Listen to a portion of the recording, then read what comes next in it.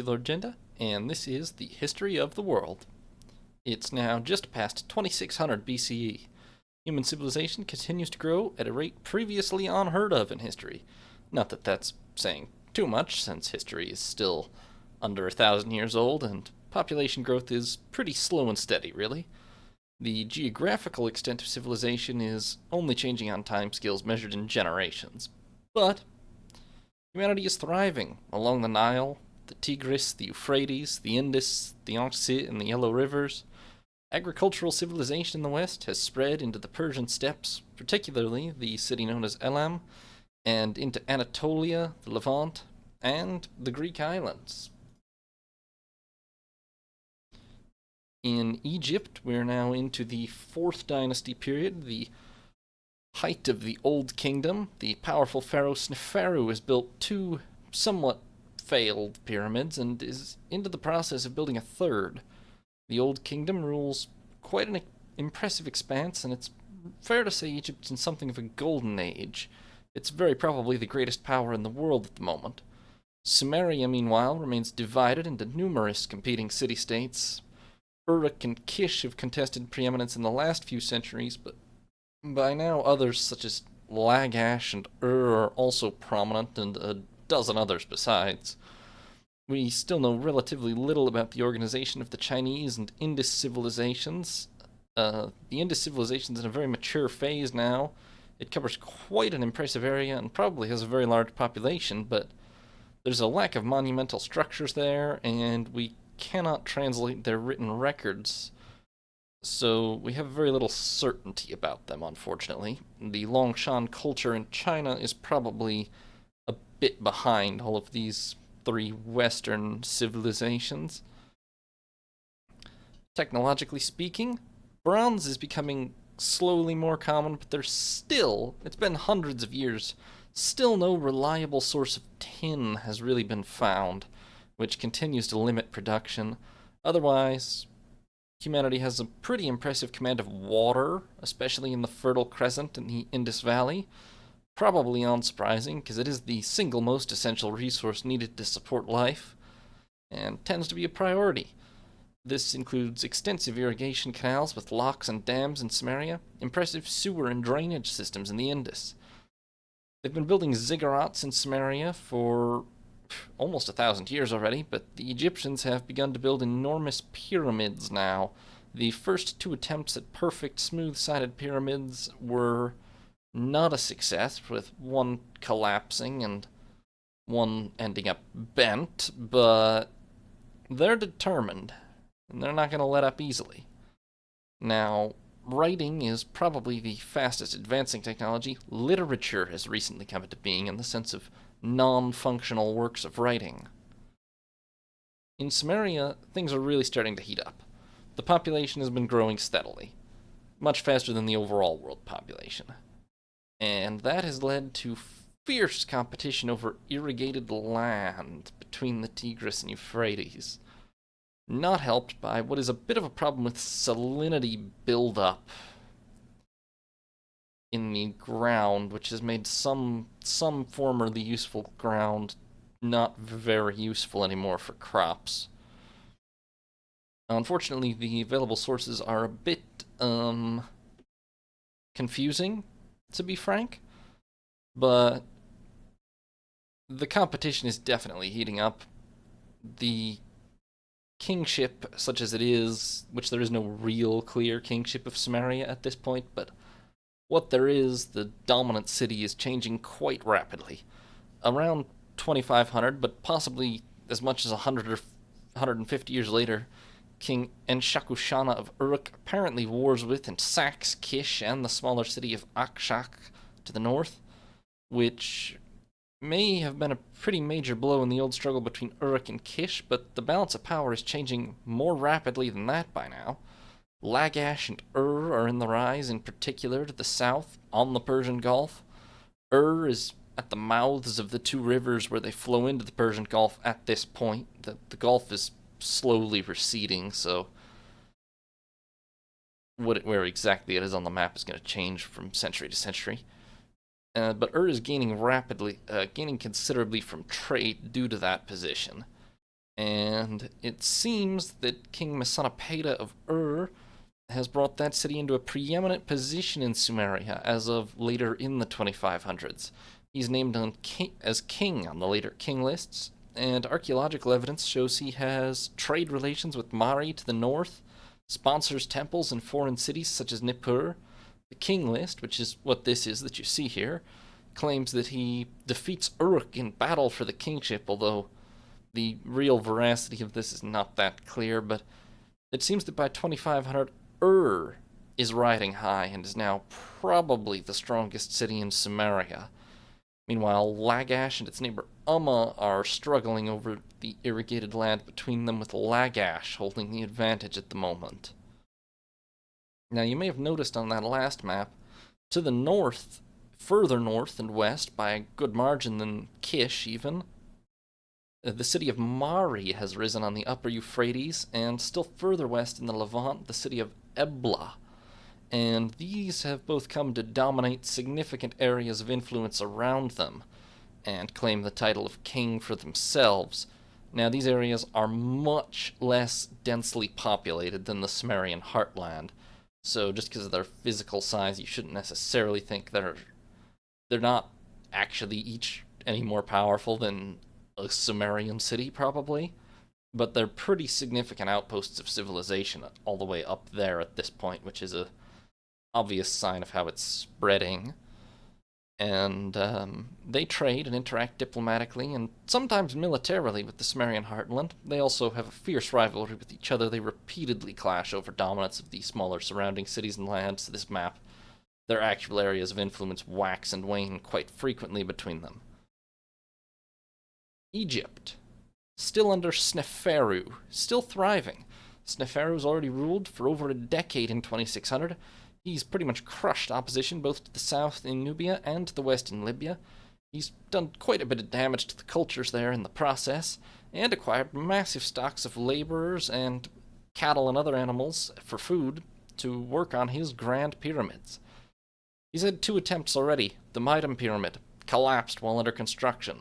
The Bent Pyramid had to have its angle changed midway through because they were worried about it collapsing as well, and the resulting bent appearance is just not satisfactory for the eternal tomb of a god. But the Old Kingdom is thriving, it's powerful, and so he, being still alive, has set about building a 3rd Grand Pyramid. And do you know what? As it turns out, 3rd time is the charm.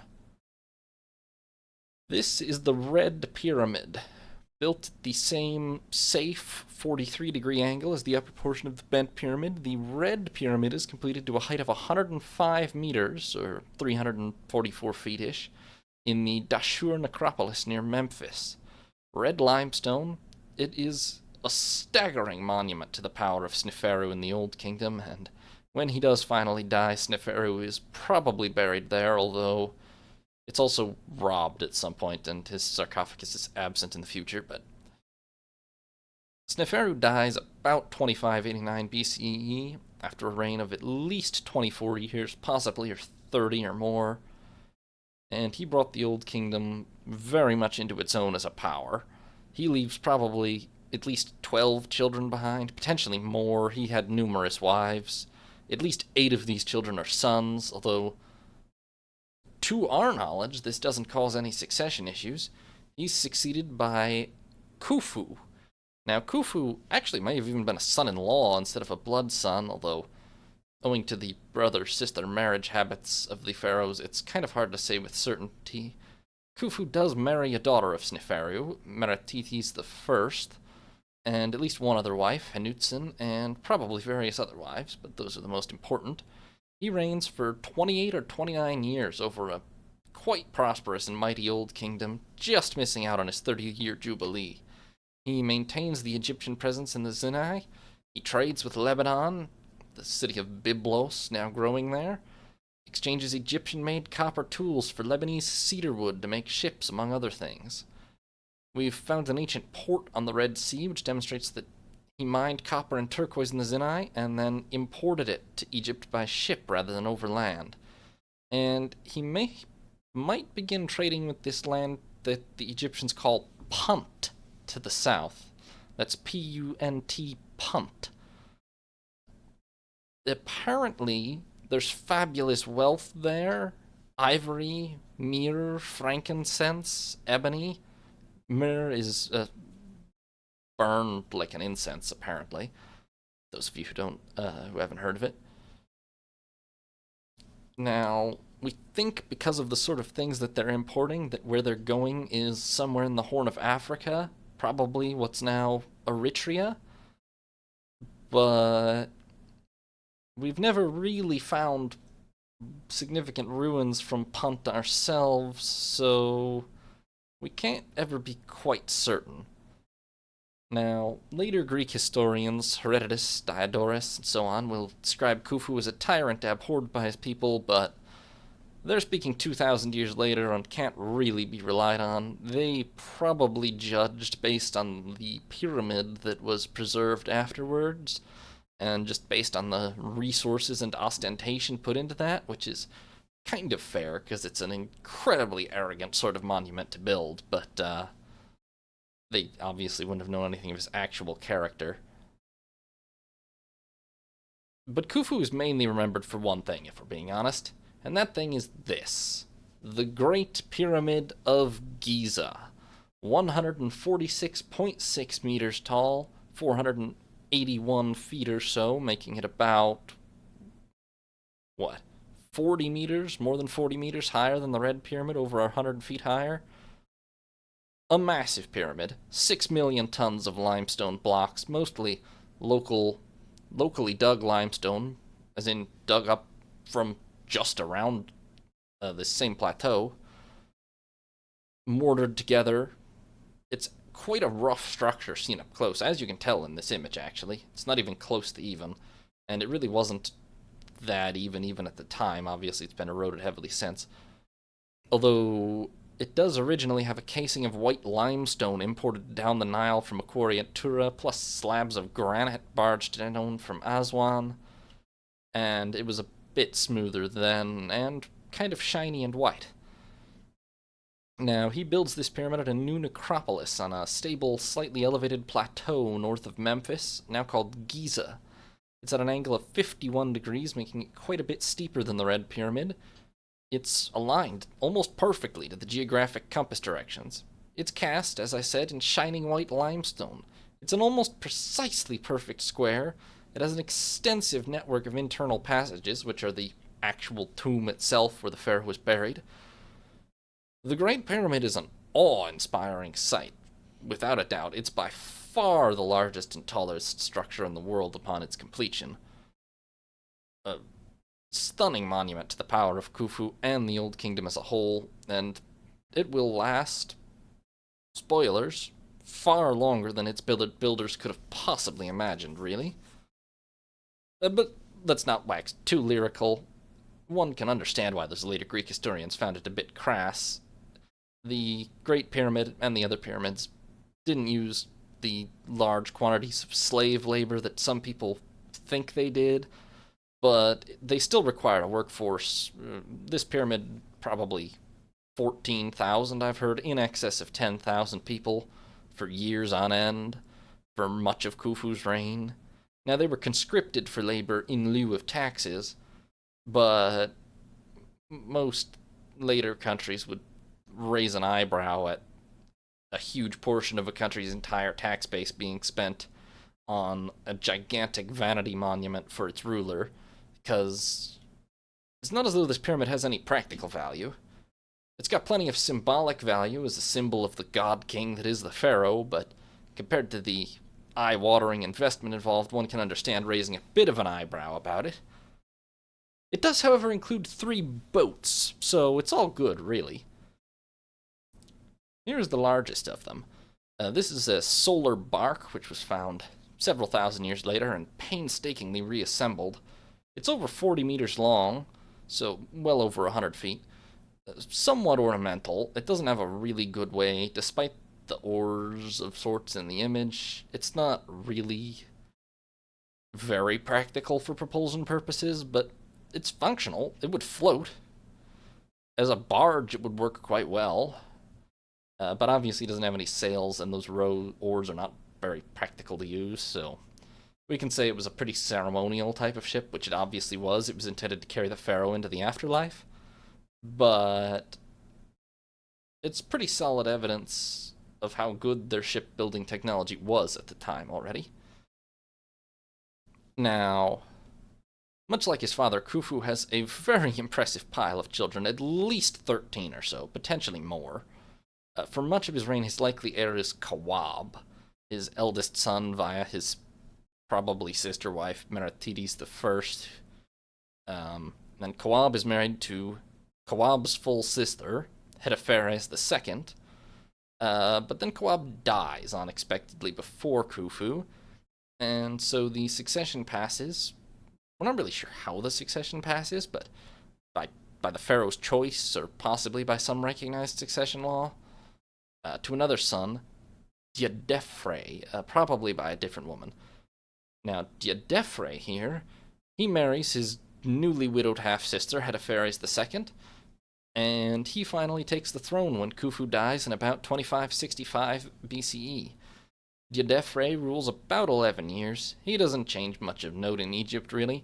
He does take the title Son of Re, which sort of demonstrates the growing importance of the sun cult in Egypt.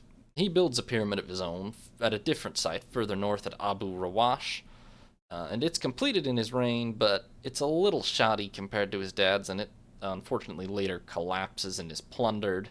In what order, we're not quite sure. So little remains of it in the 5,000 years later, sadly. Unlike his father's pyramid, which was larger to start with. He has at least 4 children, 3 of them male, but interestingly, none of them follow him onto the throne. We're not sure if this is because they predecease him, or if they're disinherited, too young when their father dies, and ejected by more established relatives. For whatever reason, when Diadefre dies around 2555 BCE, which is puts some pretty wide error bars on these exact dates for the record, he's succeeded not by either of his best-known sons, Baka and Seka. One of them may have ruled or staked a claim very briefly, because there's a barely started pyramid complex we found that's sometimes said to be one of theirs. But barring maybe a few months, he's pretty much succeeded by his younger brother, Khafre. Khafre is the son of Khufu via either Meratides or Henutzen, we're not sure which. We don't know too much about Khafre's time on the throne. The Old Kingdom seemingly continues to prosper. He marries, now bear with me, because this family tree is getting a little alarmingly entangled here.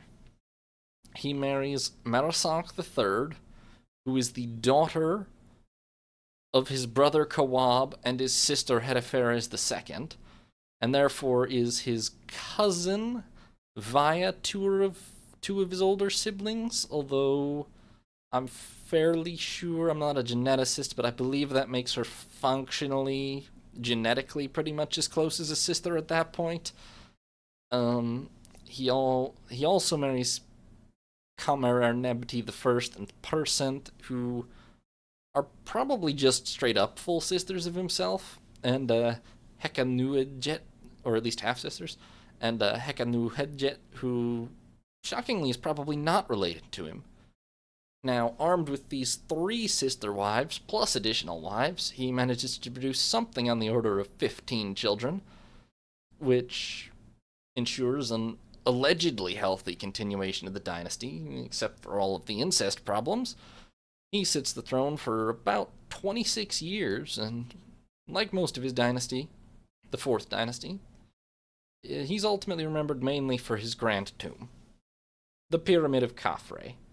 136 meters high, at a steeper, slightly, 53-degree angle than the Great Pyramid. It's about 10 meters shorter, but still pretty dang tall. I believe the 2nd tallest of the Egyptian pyramids ever built.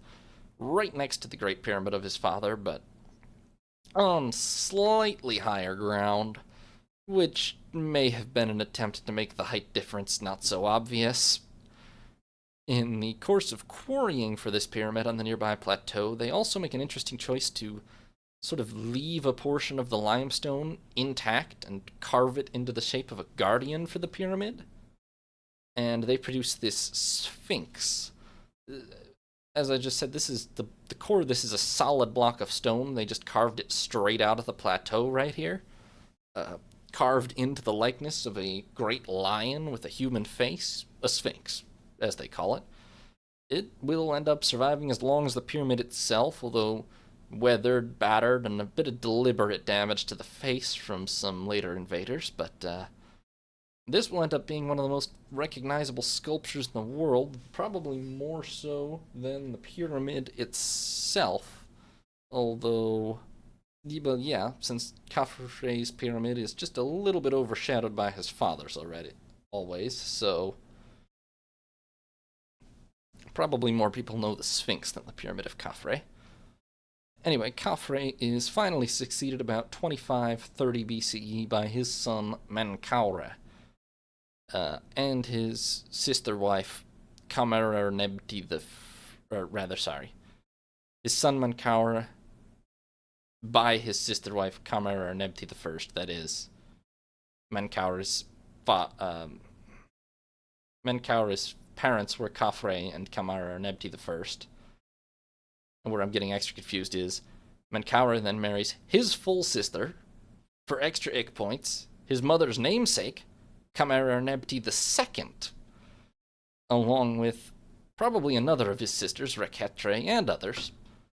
He then rules for about 18 years, possibly 22. The Old Kingdom remains prosperous, but his tomb is quite substantially smaller than his father and grandfather.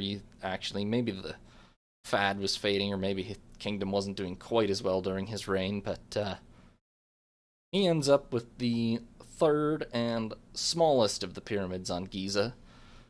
The Pyramid of Menkaure, 65.5 meters, makes it only about half the height, really, of the Pyramid of Khafre, and less than half the height of the Great Pyramid. Still not a bad pyramid in its own right, but sort of doomed by the obvious comparison to the much larger pyramids right next to it. It does have these three subsidiary pyramids which have survived, which were probably for his wives. Likely similar structures exist at a lot of other Egyptian pyramids and tombs, but they're less likely to survive the erosion of the following millennia well, just due to their size. In a similar tale of woe, where his father and grandfather had over a dozen children apiece, Menkaure ends up with only 2 certain children, probably 4 maybe, but he's finally... And his eldest son, Quenre, predeceases him, along with probably at least 1 daughter. But a younger son, Shepseskaf, probably by one of his sister wives, does survive to take the throne when Menkaure dies in about 2510. Shepseskaf does not have the prosperous reign of his father. Some believe he was actually a younger brother, which would partially explain why his reign ends up being so short, but either way, Shepseskaf only holds the throne for 4 years, 7 at the most. He marries his sister, Kentkaus I, standard at this point, and possibly also a certain Bunifer, but the relatively well-preserved information from his predecessors kind of breaks down at this point, because Shepseskaf does not leave any grand pyramid for us to take a look at, only a hastily completed mastaba at Saqqara, which he might have intended to become a pyramid but wasn't finished when he died. And even the chronology of his reign and his relationship to Menkaure are pretty uncertain. Whether he has children and who they might be, also quite unclear. When he dies after a brief reign, he is succeeded, probably, by Userkaf. And Userkaf here, who has survived in the form of this gigantic head only, heralds the 5th dynasty of Egypt. We're not sure if this turnover is actually a blood break. It may have just been a philosophical one. There's some evidence suggesting Userkaf is a son or brother of Shepseskaf. But for certain there is a philosophical break. Userkov may have been an actual priest of Re before taking the throne, but whether he is or not, when he takes it, he proves a dedicated follower of the sun god, and he elevates him to pride of place in the Egyptian pantheon.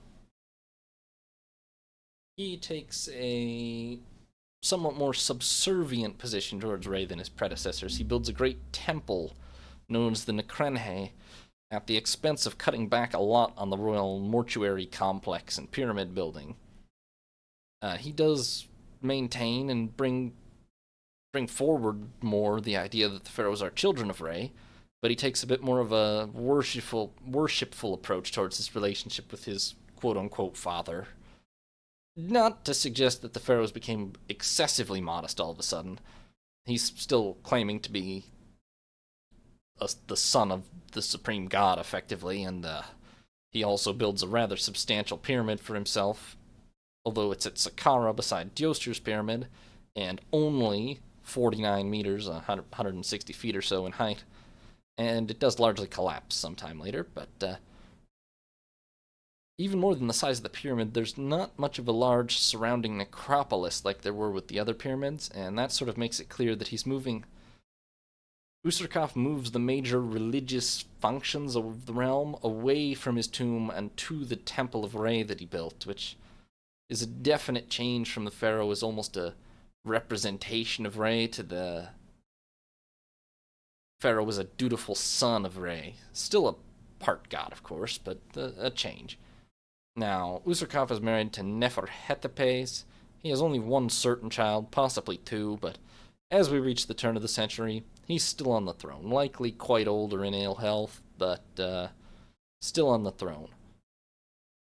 In other unfortunate news for the century around the world, moving away from Egypt for a second, the woolly mammoths.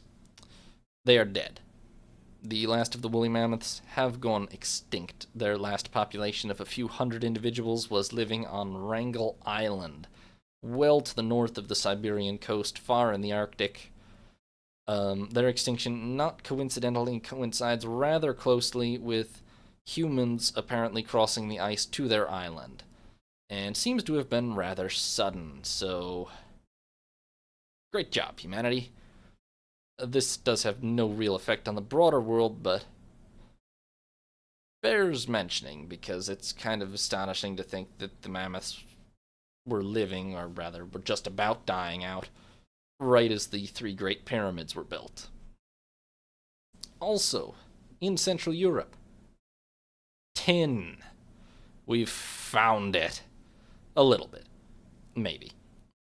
The Erzgebirge, or Ore Mountains in Central Europe, are home to deposits of tin, and these are apparently now being exploited and traded all the way south to the Mediterranean and thence overseas to the Mesopotamian and Egyptian civilizations for use in making bronze, which, remember, is an alloy of tin and copper, or arsenic and copper, but I think it's clear why they prefer tin.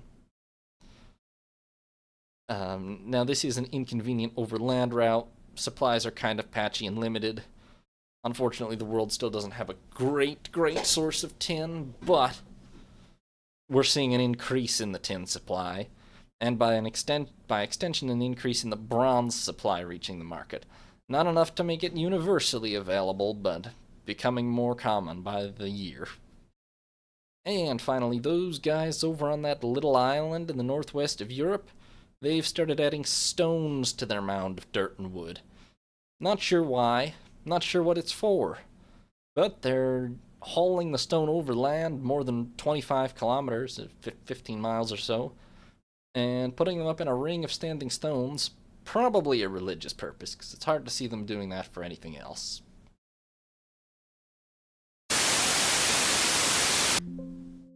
Another century, 2500 to 2400 BCE. Sumeria is in a state of increasingly serious competition. Wars are becoming more frequent. Uruk's dominance is a thing of the past. The kingship, such as it is rarely lasting more than a generation in any one city. Egypt's old kingdom, by contrast, is united and powerful. The recent transition from the 4th to the 5th dynasty has meant a downscaling in the size of the personal monuments of the pharaohs in favor of more religious temples, particularly to Ra, which I just checked the pronunciation of and realized the first half of this video is going to sound bad, but it's Ra for the record, who has attained pride of place in the Egyptian pantheon as god of. In China and the Indus River Valley civilization, along with the rest of the world, I have to unfortunately say there's not too much to report. The Longshan culture and the Indus River Valley civilization are surviving, thriving, but we still can't read their written records. The Longshan culture doesn't really have any. The Indus River Valley does, but we can't read them. And so we still don't have any idea of specific events occurring over there. And dating anything to even a century is pretty much conjectural or like radiological at best. Some settlements, such as Harappa and Mohenjo-Daro, are certainly home to tens of thousands of people at this time and rivals to any city in the West, but unfortunately we'll never know the details of everything there, unless we figure out how to translate their language, which isn't impossible. Breakthroughs have happened in the past, obviously. Now, in the Americas, there's no lasting settled civilization. There is evidence for deliberate cultivation of cotton and the calabash or bottle gourd in Peru, but maize is the only thing around that could be classified as a staple crop, and it's not really widespread or serviceable enough to support a sedentary civilization the way wheat is, yet at least. And in one other bit of news, an unfortunate fellow has lost his ski in a bog in Sweden. Bummer for him, but on the bright side, this confirms for us that skis are already in use in the north by this time, 5,000 years ago. Far better than any other mode of human transport for moving on snow, by and large. So, Sumeria. It's chaotic. It makes a lot more sense to them, probably, but the fragmentary archaeological information we have, the king list, and things we've dug up from individual cities, is not really enough to recreate the full course of events with any great certainty. What we can say for sure, there is no power strong enough to keep control of all of Sumeria. Certainly not for more than the lifespan of one particularly talented ruler. Some city-states wax, others wane, but that can easily reverse in a few decades under different leadership. One ruler does stand out for this century, though, and that is Eonatum of Lagash. Eonatum apparently wins a pretty decisive victory over Lagash's longtime rival Umma and its king Ush, and puts it in this stele here, the Stele of Vultures, which, well, it's fragmentary, as you can see, but does suggest, as you'll see in the upper right, that the city-states of Sumeria are fighting by now in a sort of dense, phalanx-like spear formation of some sort. Having turned Umma into a tributary, Eonatum then campaigns to the east into Elam, and apparently destroys, allegedly, realistically, at least extracts tribute from the city of Susa. He extends his influence northwards, defeats Kish, Akshak, even extracts tribute from Mari. But, of course, all this really just illustrates the fundamental problem. If the inscriptions found in Lagash are to be believed, which they might not be, that's another problem altogether. Propaganda, obviously. But if we take them anywhere near face value, Eonatum wins numerous victories, makes Lagash the preeminent power of Sumeria, and even beyond in its neighboring areas within his lifetime. But all that power is based pretty much on his own personal military success, and what he achieves from it is mostly extracting tribute from all these other cities, which makes him rich, maybe makes Lagash rich. But a lot of it is probably one-time payments, even if it's ongoing. Pretty much all the cities end those payments upon his death, or soon after. His successor, Eonatum I, is apparently pretty much immediately only able to claim primacy over Umma. And even that only after a seemingly hard-fought war with its new king Urluma. And then even that doesn't stick. Enanatum's son Entemena has to again refight the war with Umma, now under a king Ild or Ili, and only wins thanks to an alliance with Uruk. And we have some evidence for this occurring, actually. Here is what we call the Treaty Cone of Entemena. I'm not actually sure why it's a cone, but it is the oldest preserved diplomatic document. It reads, he, referring to Il, governor of Umma, diverted water from the boundary channel of Ningursu and the boundary channel of Nanshi, when, because of those channels, Enmetena, the king of Lagash, governor of Lagash, sent envoys to Il. Il, the king governor of Umma, who steals fields and speaks evil, yeah, you can tell who wrote this, right? Declared, the boundary channel of Ningursu and the boundary channel of Nansha are mine. I will shift the boundary levy from Antasura to Edimgalabzu. But Enlil and Ninhursong did not give it to him. Those last two names are the gods of Lagash. This thing is in the Louvre now, and describes basically the war between Umma and Lagash. The last war, the one between Enmetena and Il. Honestly, the most interesting thing, apart from being diplomatic document or whatnot, it confirms pretty much that what they were fighting over was water. Eh? They're talking about diverting water from the channels that also serve as the boundaries between their countries. So some of our very oldest wars were over water rights, is what it comes down to. And then after all of that, Entemena's successor, Enanatum II, is defeated by Il, and the dynasty in Lagash apparently collapses and new kings arise. But yeah, it does not last. Meanwhile, the unreliable king list names a Lugal Anmundu as king, who apparently leads the usually minor city-state of Adab to a position of primacy from Lebanon to Elam in his lifetime, only to be cast down by Mari.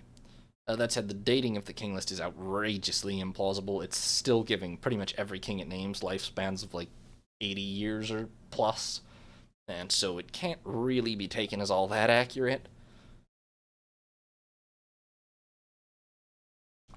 This kind of exaggeration is common on these things, though. In any case, I mean, the Egyptian king lists also tend to exaggerate lifespans, but we have better evidence to suggest what's all, thanks to the pyramids and such, other tombs, to suggest what was actually going on in Egypt. In any case, by 2400 BCE, Sumeria is quite disunited. There's a few strong rulers who've managed to dominate in their lifetimes, but the gains have been ephemeral, lost upon their deaths. None of them have really conquered other major cities in the proper sense. It's more extracting tribute from them, which doesn't tend to last. Egypt, meanwhile, where we have the most information still by far. It remains under the rule of Userkaf, founder of the 5th dynasty. Religious activities aside, he's the first pharaoh known more or less for certain to have traded with the Aegean. Likely not actually the first, but he definitely did, based on some artifacts we found in the Aegean that were Egyptian. And he launches minor military expeditions into the Sinai and Nubia, not to the scale of Sneferu's campaigns from a century prior, but the Old Kingdom clearly is still easily able to flex its power over its neighbors, pretty much seems to raid them under every pharaoh, or honestly, the pharaohs might just be copying, pasting the whole smite your enemies thing onto their tombs, but probably there are some pretty regular raiding expeditions being sent. Thanks for being a good role model as a center of civilization, Egypt. But Userkaf is not a long-reigning ruler in any case. He dies just a couple of years into the century after 7 years on the throne. And his son by Neferhetepes, Sahur, takes the throne. That's Sahure, Sahur. He reigns for 13 years, probably roughly 2495 to 2480 BCE. He marries Merabnebti, who may have been, but isn't confirmed to be his sister. but it's pretty standard practice among the pharaohs at this point. After the brief disruption of the dynastic transition, the Old Kingdom keeps on thriving. Sahura's reign is known for his trading contact with all his neighboring peoples. Trade with Lebanon and Byblos is extensive. Apparently, they managed to get some brown bears sent in tribute to the pharaoh, as well as the usual cedar wood. And a fleet definitely goes south to Punt, returning with myrrh, malachite, electrum, staves of ebony wood. He keeps exploiting the copper and turquoise mines in the Sinai.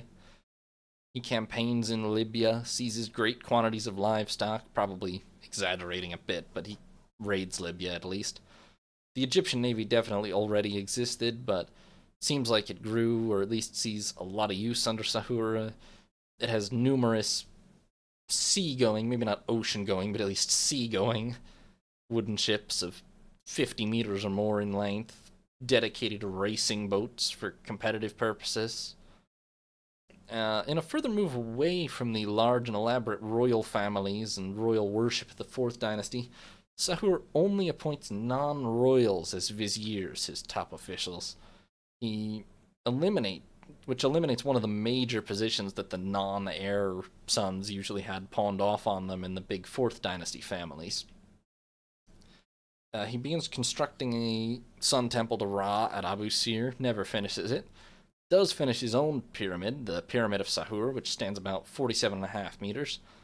It's a touch cheaply and imperfectly built compared to the Fourth Dynasty, physically speaking, though. There's a lot of rubble held together with mud mortar at the core. It doesn't last as well as the older pyramids. But where less effort is put into the pyramid itself, a lot of effort is put into decorating the connected mortuary temple and the other associated structures in the complex, the passages, and so on. There are 10,000 square meters, that's 110,000 square feet, of relief carvings in this temple complex, which are impressively detailed. This one in particular shows the Egyptian fleet on an expedition, but a lot of them haven't exactly survived well to the modern era, but originally there were 10,000 square meters of these. Very detailed, including most of the feats of Sahur's reign and all those things that I mentioned about his reign. Most of them come from these relief carvings, which is also why a little grain of salt, because a lot of it is basically the pharaoh's propaganda after death, but it's pretty clear that the Old Kingdom did at least sort of dominate its neighborhood. These are an artistic feat of the highest order. They're considered so then and now, really. And his successors will pretty much copy the layout and concept of his mortuary complex temple. At least one much later successor directly copy and pastes some of the carvings.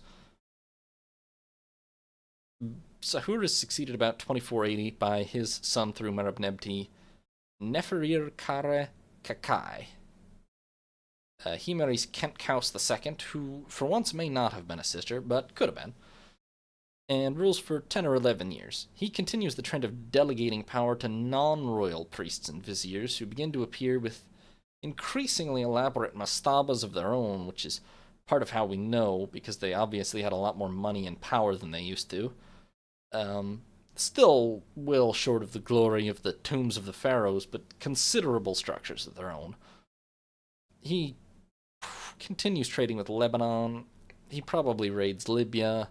Nothing of huge significance. He splits the throne name or prenomen from the birth name or nomen in writing. Whether this is practically important or the symbolism of this is not that clear to us, but it shows up in the hieroglyphs. He definitely separates them. A surprising amount of evidence suggests that he maybe had a kind character for a god king. Apparently, he pardons a courtier from death after the courtier accidentally touches the royal mace, which is usually death, apparently. Welcome to the pharaoh's court. And he weeps on the death of a trusted vizier.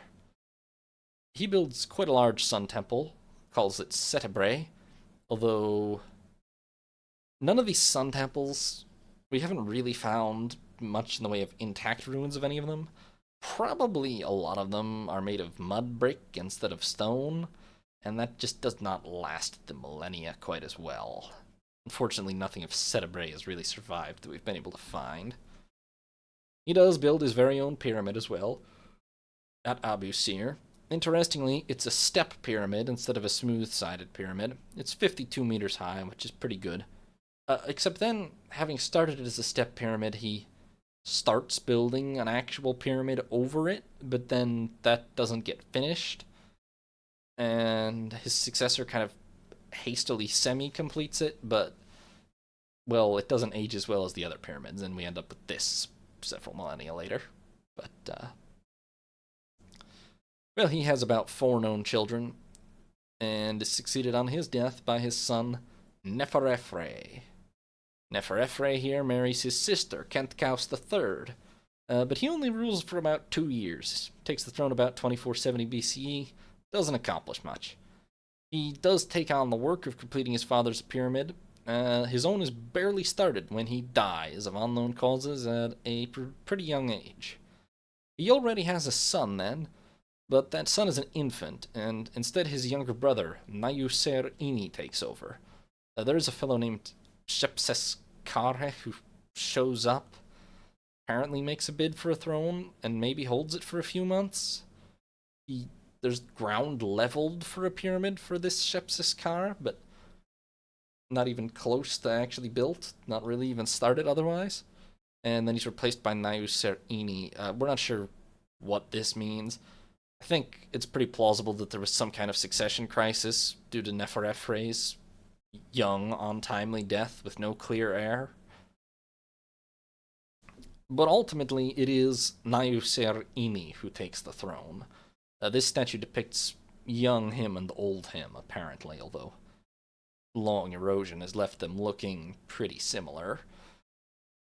Nayuser is the first 5th Dynasty pharaoh to actually have a properly long reign, restores some of that much-needed stability to the Old Kingdom, and completes a lot of the projects that his predecessors left half-finished. He weds a certain Reptinub, probably others, rules Egypt for at least 24 years, possibly 35. The priesthood and bureaucracy continue to grow under his reign, and the number of non-royal titles in existence rather multiplies. This does have a tendency to perhaps weaken the power of the king himself, which was pretty absolute. Religiously, he's still considered a god, more or less. At least in line with the gods, son of the gods, something like that. His foreign policy hasn't really changed. Egypt trades with the Levant, exploits the mines in the Sinai Peninsula, raids Libya. Not to any greater extent than any of his predecessors, but that's just the done thing at this point. He does manage to complete a lot of construction projects domestically. The sun temples and pyramids that his father and brother started, he finishes all of them. Bit hastily in some cases, which is why half those pyramids have fallen down, but finishes them. Builds a pyramid of his own, a pretty standard 52-meter limestone thing, built in a free corner of the Abu Sir necropolis, which is starting to run out of space now. Unfortunately, this pyramid and pretty much all the others at that necropolis don't look that impressive several millennia later, thanks to looting and people mining them for stone. He also builds 2 smaller pyramids for his mother and his queen. Separate people, to be clear. That not as obvious as you might think, given the Egyptian habits, but separate people. Completes a very impressive sun temple called Chesapibre, which is crowned by an obelisk, which actually stands even taller than his pyramid. And he has at least one son, but said son's name is lost, and he probably predeceases Nayuser, who does have 6 or so daughters. Maybe he had more sons, but in any case, he's succeeded on his death by his nephew, Menkauhor Kaiu. Menkauhor is the son of Nayuser's by now long dead older brother, Neferefre, and his sister Khentkaus III, the one who was an infant when Nayuser took the throne. His queens, Menkauhors, that is, include Kuit I and possibly Amerasonk IV, and his reign lasts 8 or 9 uneventful years. He exploits the mines, does the trade, Probably raids Libya. It feels a little forced at this point. Like the carvings don't really suggest anything unique compared to anyone else's. He doesn't really make any obvious domestic changes. He builds a small pyramid at Saqqara. It's a change in location, but we don't attribute too much significance to it because they're kind of out of space at Abu Sir geographically. Most of the necropolises are on plateaus with limited physical space. So the pyramid ends up thoroughly ruined, unfortunately, and it's now called the Headless Pyramid. It's actually missing entirely under the sands for a century or so before being rediscovered. He also builds the now customary Sun Temple Akhet Ra, although we've never found any trace of that either. He's succeeded about 2430 by Djakare Isisi, probably his son, maybe a younger brother, or maybe even a son of Nayuser, who was too young to take the throne before. In any case, Djakare marries Setibhor, who is actually not clearly related to him for once, and he has a very long reign. He takes the throne as a young man or even a teenager in about 2430, maybe a bit later, and as we reach 2400, he is still sitting the throne. Still considered to be of the 5th dynasty, but he breaks the mold on supporting Ra. He doesn't build a sun temple. Instead, Djedkare backs the cult of Osiris, god of the afterlife and the dead, but also life, agriculture, and rebirth. And this seems to be a further demythologizing of the pharaoh, actually. Some Egyptologists, I've seen Hans Godeke cited, have speculated that this marks the pharaohs being seen as more fully human rather than gods in their own right. Still sort of the favored representative of the gods among mortals, divine right of kings sort of thing, but not necessarily as much as a god because of the de-emphasizing of Ra and their relationship with Ra. Now, he does reform the bureaucracy. He eliminates a lot of the lower titles that had sort of built up under Nayuser.